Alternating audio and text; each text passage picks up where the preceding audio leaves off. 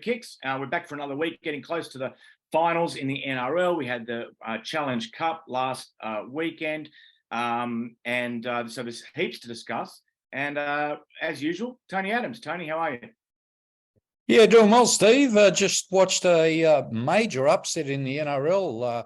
Cronulla cementing their spot in the top four, beating the Cowboys by 20 points up in Townsville. So that's really shaking things up. And the way things are, Cowboys might miss the 8. Who would have thought? Yeah, it was very even early, no scoring, and then it was tit for tat, and then the Sharks got right on top, didn't they? So yeah, it was a good performance from them. Yeah, Nico Hines right back to form. Connor Tracy filling in at fullback's a really good prospect.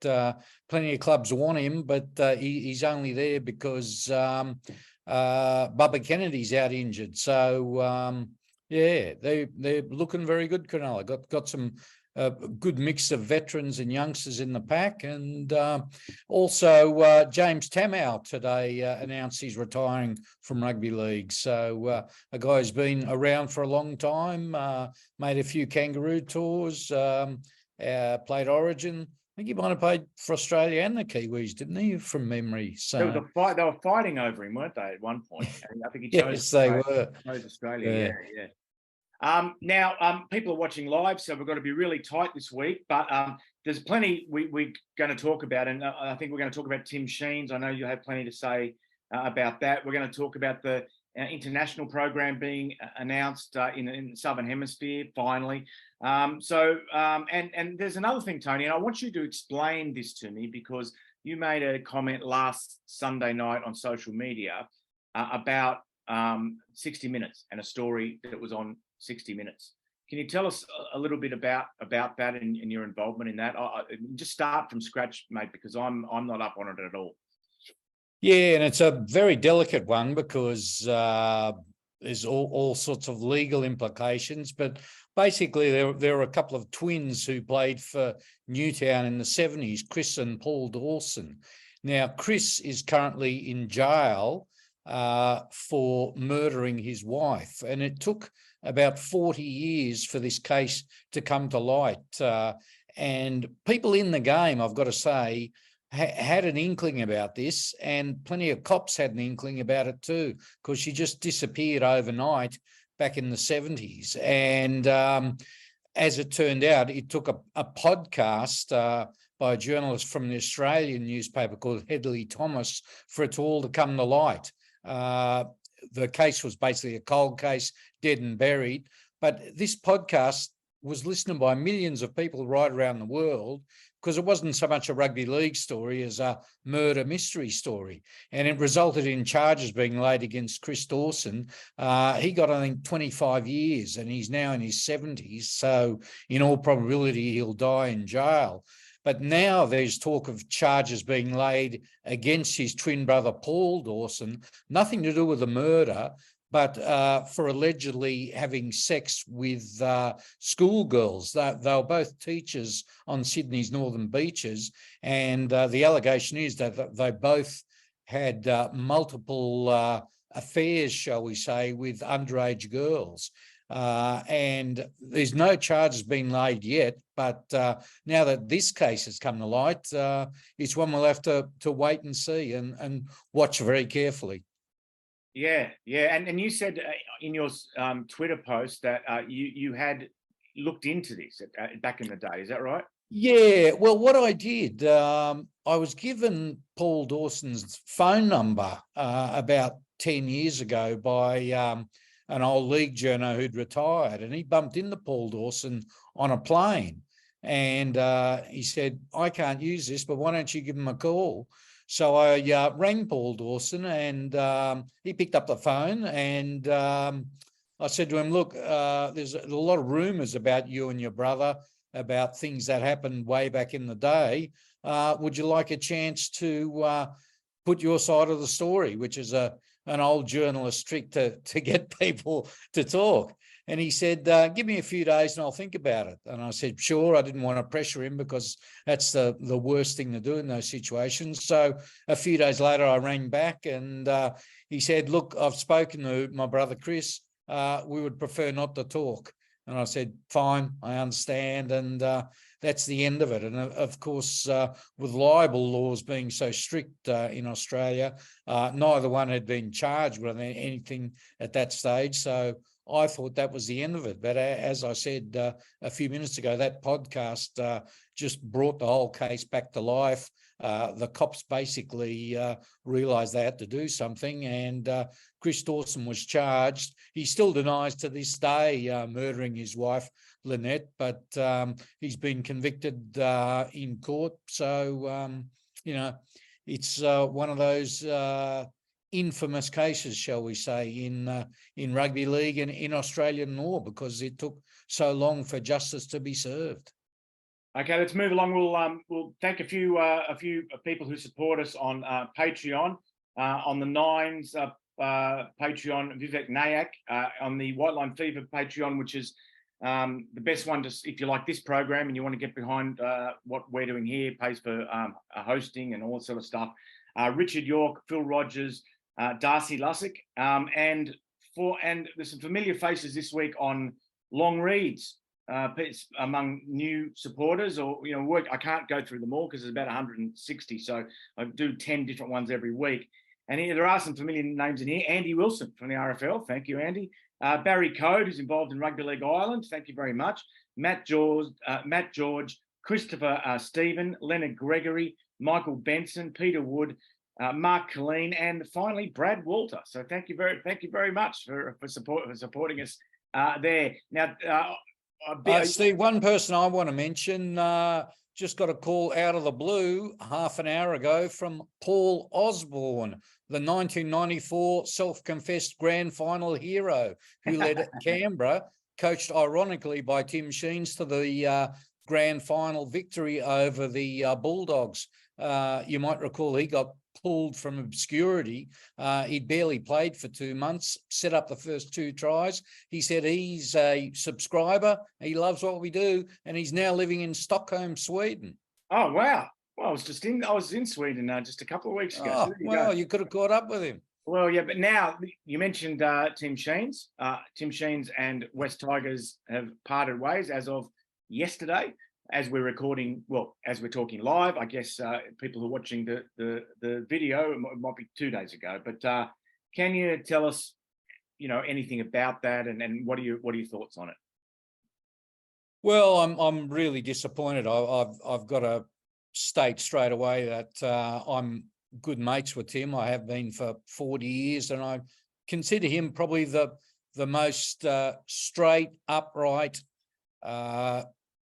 man with integrity, the most integrious. What's the word I'm looking for, Steve?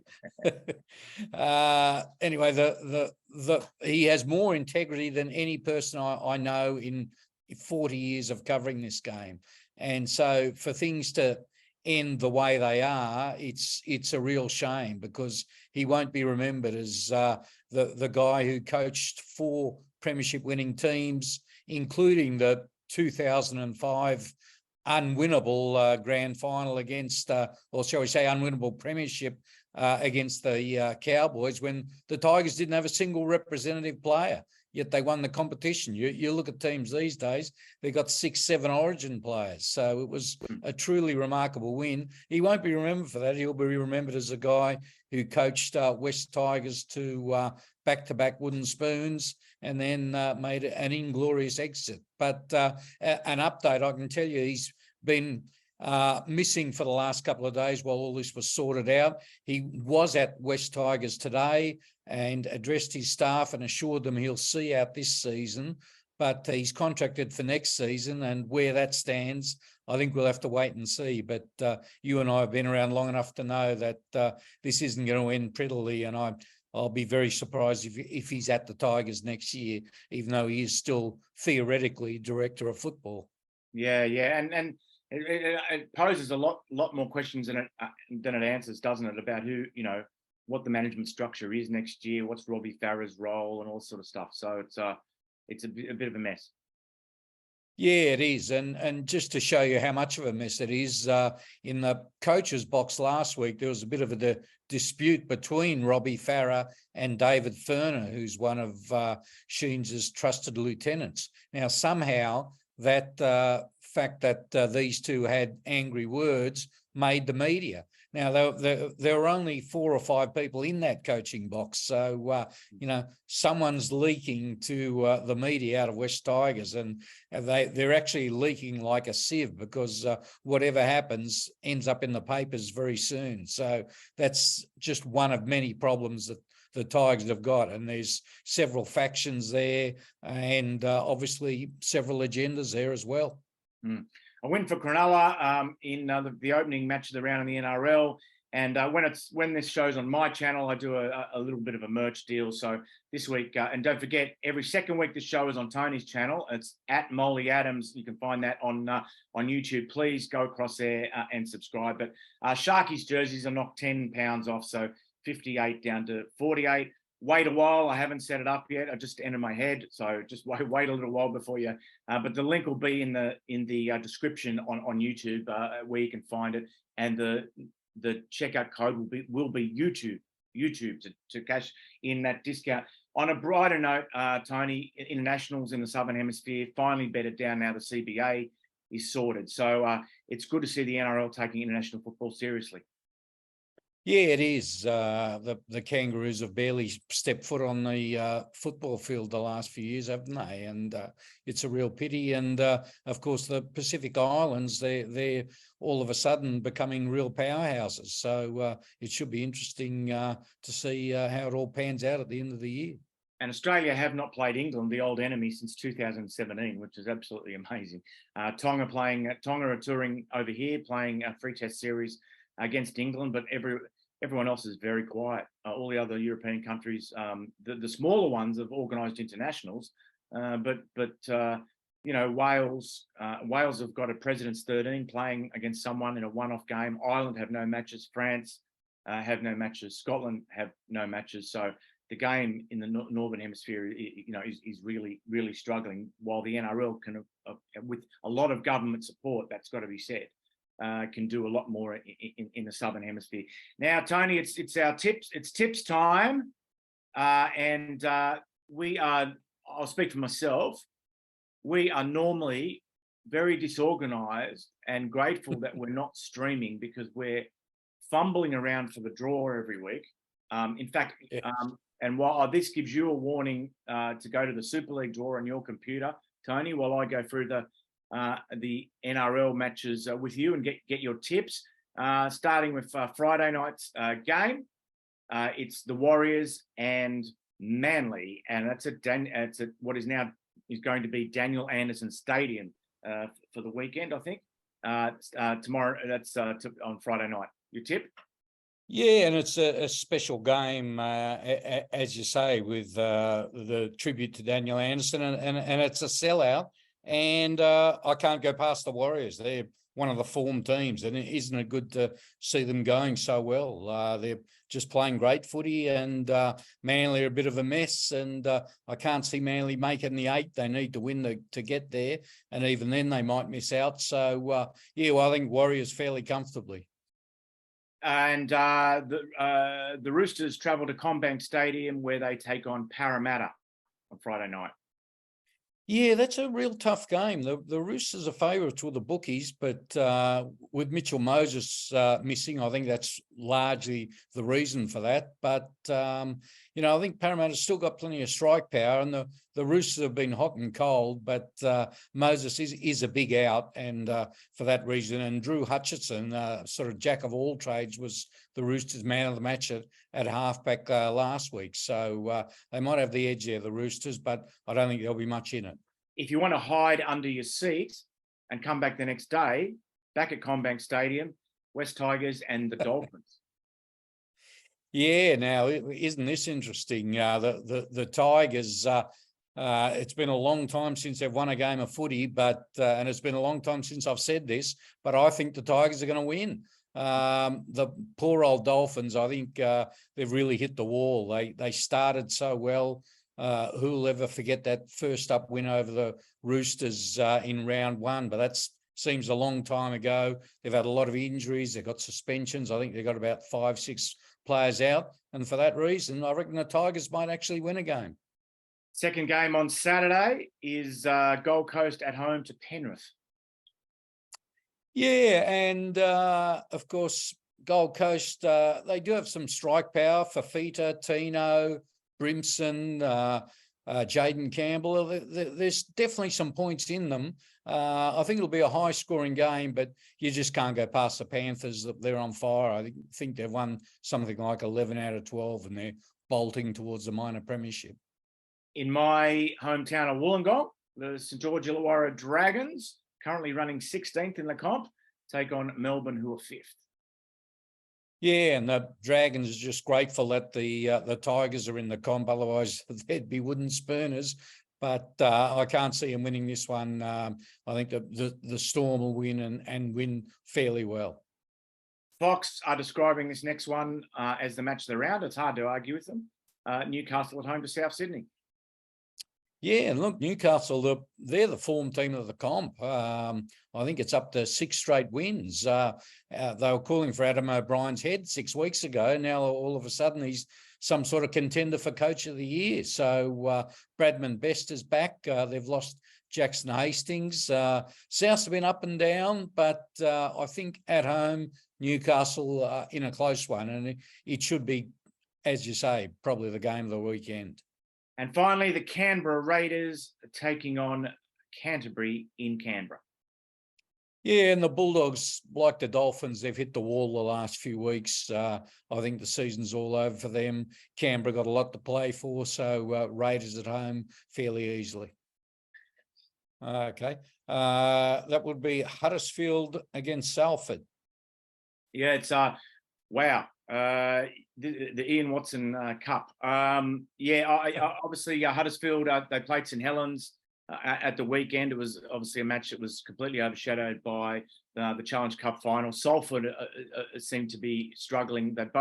It is a very, very hard game to tip, Tony, that one. And I'm actually just going to go for the home team. The home team is Huddersfield, correct? So I'll be, so I think I'll just on that basis, I'll tip the Giants.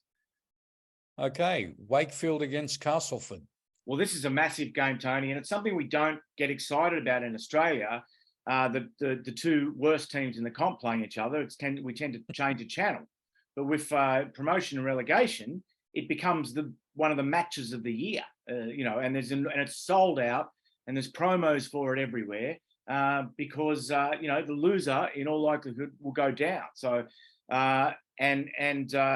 Cass have obviously, they've got rid of their coach, because they're worried about going down. I just think Wakey are having a late season run, and I'm tipping a win for Wakefield.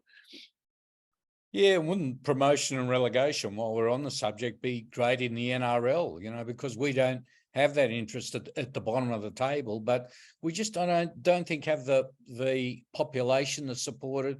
We don't have the number of teams or the talent to support a strong second-tier competition. And it's a real pity, because I'm a big fan of the Premier League, and as you say, there's as much interest down the bottom of the ladder as there is up the top. Yeah, it eats up a lot moving along, St Helens, Holkar. St Helens are to win the comp again this year will be some effort from St Helens. Ever since they beat Penrith, they've been at times a shadow of their former selves. Holkar coming off a loss at Wembley. They'll be looking to make amends for that. And I'm going to tip an upset. I'm going to tip Holkar. Okay, interesting. Wigan Warriors at home to Hull FC.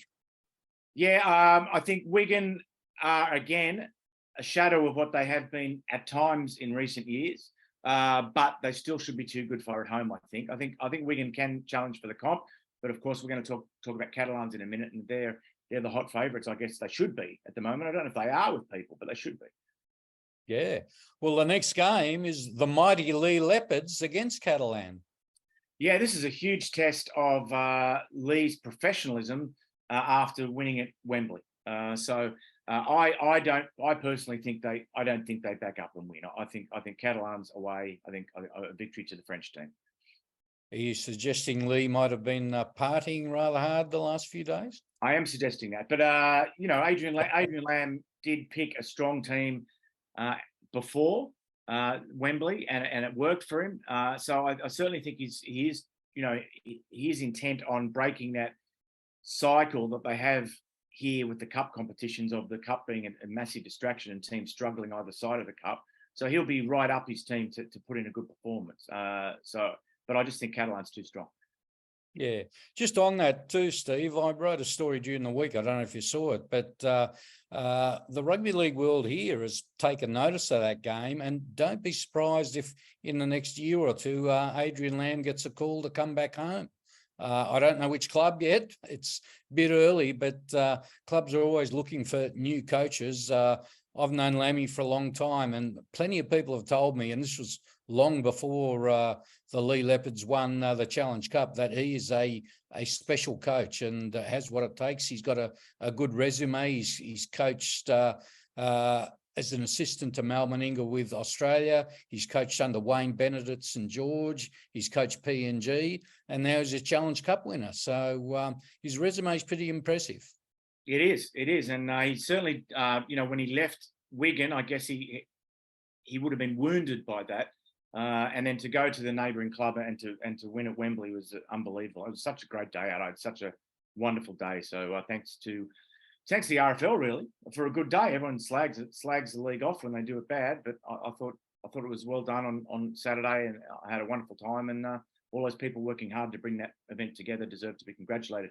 We've got any more games, Tony? Yeah, one more. Leeds Rhinos against my favourite team, the Warrington Wolves. Yeah, again, there's plenty of turbulence now with Warrington, which we discussed last week, the appointment of Sam Burgess. It'll be interesting to see if they get a response. This is really a toss of the coin, Tony, a real toss of the coin. Both teams have, I guess, multiple vulnerabilities and have shown that over recent months. I think maybe Warrington away cause an upset if they are trying to impress a new coach. Maybe that might be enough to get the result from them. So thanks for everyone for joining us. And there's the audio podcast of today is available on SoundCloud. Search for Molly and Masky.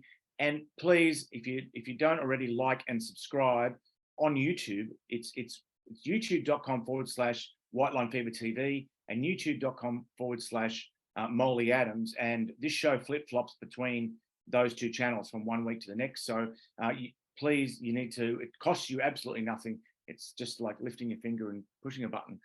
You get to like and subscribe, and you know when we post new material. Okay, Tony, hopefully next week we'll be back with one of your midweek programs as well as our flagship show. Enjoy your footy the rest of the weekend, Tony. Sounds good, Steve. And I'll give you a late little scoop. As you say, tough times at Warrington. I can tell you that Sam Burgess, as we speak, is putting together a bit of a hit list, and there are some impressive names on it. And he's the sort of guy, Sam, he's hard to say no to. So perhaps good times ahead for Warrington. Can you tell us any names? I can tell you Tom Burgess is on it, but whether Souths will let him go is another thing. Mate, that's a good story. Thanks, everyone. See you next week.